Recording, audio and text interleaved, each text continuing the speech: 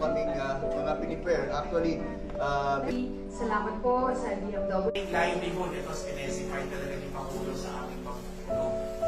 Bilang pangmatagalang tulong, yung livelihood ay isa sa aling. So, initially, bibigay po ng cash assistance and then may assistance rin po.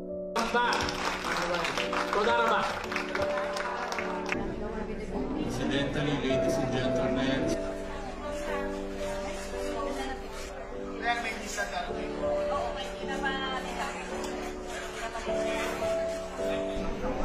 sa amin po, medyo okay naman po sa Haifa kasi medyo malayo po kami sa border.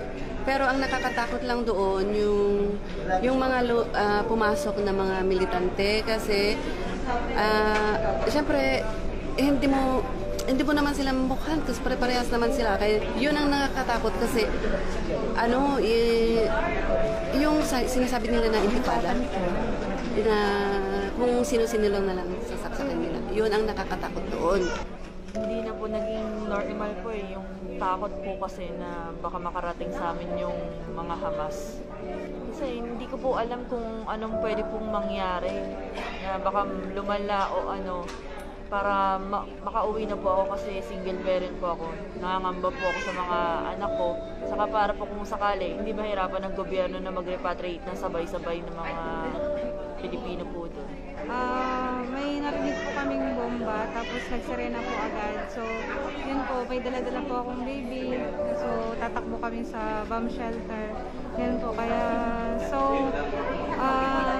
mga past years, nararanasan ko naman po yun, pero hindi siya ganun katindi. Pero ngayon po na may baby din po ako, yun po yung medyo scary po para sa akin.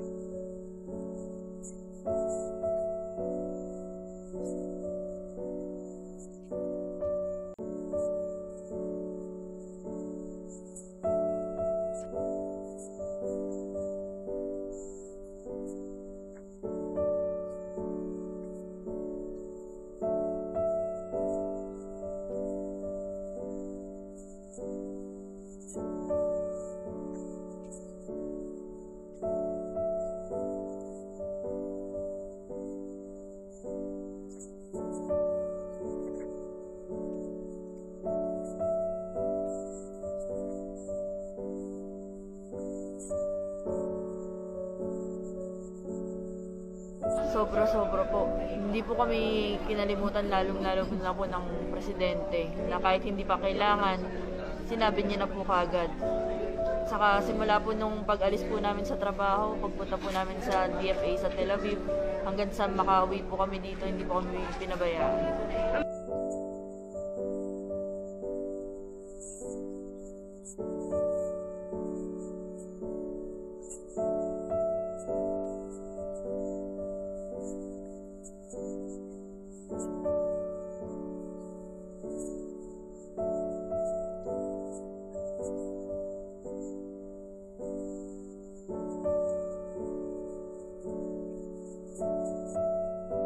Maraming sir.